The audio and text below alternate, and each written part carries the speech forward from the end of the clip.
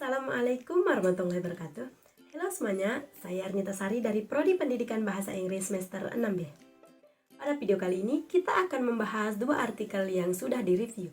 Mari kita mulai dengan artikel yang pertama.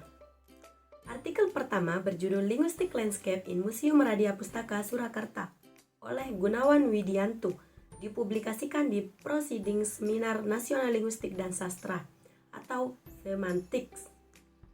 Penelitian ini memiliki latar belakang untuk memahami jenis dan fungsi bahasa yang digunakan pada tanda-tanda informasi di Museum Radia Pustaka Surakarta. Tujuan penelitian ini adalah menganalisis jenis bahasa dan fungsi tanda-tanda di museum. Penelitian ini mengacu pada kajian linguistic landscape yang mempelajari bagaimana bahasa digunakan di ruang publik. Literatur yang ditinjau mencakup studi tentang penggunaan bahasa di ruang publik lainnya, seperti jalanan, pusat pembelajaran, dan tempat wisata. Adapun metodologi yang digunakan dalam penelitian ini adalah deskriptif kualitatif. Metode pengumpulan data meliputi observasi langsung dan dokumentasi tanda-tanda di Museum Radia Pustaka Surakarta. Data dianalisis menggunakan metode analisis isi yang memungkinkan peneliti untuk mengidentifikasi jenis dan fungsi bahasa yang digunakan. Instrumen yang digunakan adalah kamera untuk mendokumentasikan tanda-tanda dan catatan lapangan untuk mencatat konteks dan pengamatan tambahan. Hasil penelitian menunjukkan bahwa bahasa Indonesia adalah bahasa yang paling dominan pada tanda-tanda di museum.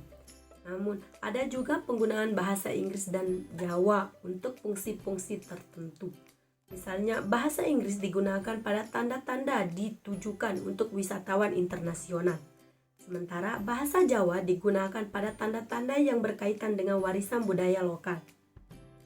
Selanjutnya, kita akan beralih ke artikel yang kedua. Dan artikel yang kedua ini berjudul Linguistic Landscape at Yogyakarta's Senior High Schools in Multilingual Context, Patterns and Representation oleh Erna Andrianti, diterbitkan di Indonesia Journal of Applied Linguistics. Penelitian ini memiliki latar belakang untuk memahami pola penggunaan bahasa pada tanda-tanda di sekolah menengah atas di Yogyakarta dalam konteks multibahasa. Tujuannya adalah untuk mengetahui pola bahasa dan apa yang direpresentasikan oleh tanda-tanda tersebut. Penelitian ini mengacu pada studi linguistic landscape yang telah dilakukan sebelumnya di lingkungan pendidikan lainnya, seperti universitas dan sekolah dasar. Literatur yang ditinjau mencakup studi tentang penggunaan bahasa dalam konteks pendidikan dan bagaimana bahasa tersebut mencerminkan kebijakan bahasa dan identitas sekolah. Adapun juga metodologi yang digunakan adalah kualitatif. Metode pengumpulan data meliputi pengambilan gambar dan catatan lapangan di 5 sekolah menengah atas di Yogyakarta. Data dianalisis dengan mengkategorisasi dan menganalisis fungsi bahasa pada tanda-tanda di sekolah-sekolah tersebut. Instrumen yang digunakan adalah kamera untuk mendokumentasikan tanda-tanda dan catatan lapangan untuk mencatat konteks dan pengamatan tambahan. Adapun hasil penelitian menunjukkan 3 pola bahasa yang ditemukan: monolingual, bilingual, dan multilingual.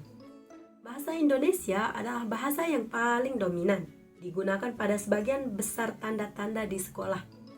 Bahasa Inggris juga digunakan secara signifikan, terutama pada tanda-tanda yang berkaitan dengan mata pelajaran dan kegiatan ekstrakurikuler. Namun, penggunaan bahasa Jawa cenderung terpinggirkan. Digunakan hanya pada beberapa tanda-tanda yang berkaitan dengan budaya lokal. Selanjutnya, kedua penelitian ini memiliki kesamaan dalam fokus pada studi linguistic landscape dan penggunaan bahasa di ruang publik, namun berbeda dalam konteksnya. Artikel pertama fokus pada penggunaan bahasa di museum, sedangkan artikel yang kedua fokus pada penggunaan bahasa di sekolah menengah atas.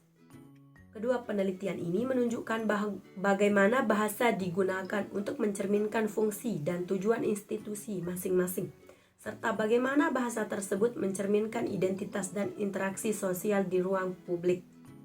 Mungkin hanya itu yang dapat saya sampaikan. Terima kasih sudah menonton video saya. Jika ada salah kata mohon dimaafkan. Wassalamualaikum warahmatullahi wabarakatuh. Bye-bye.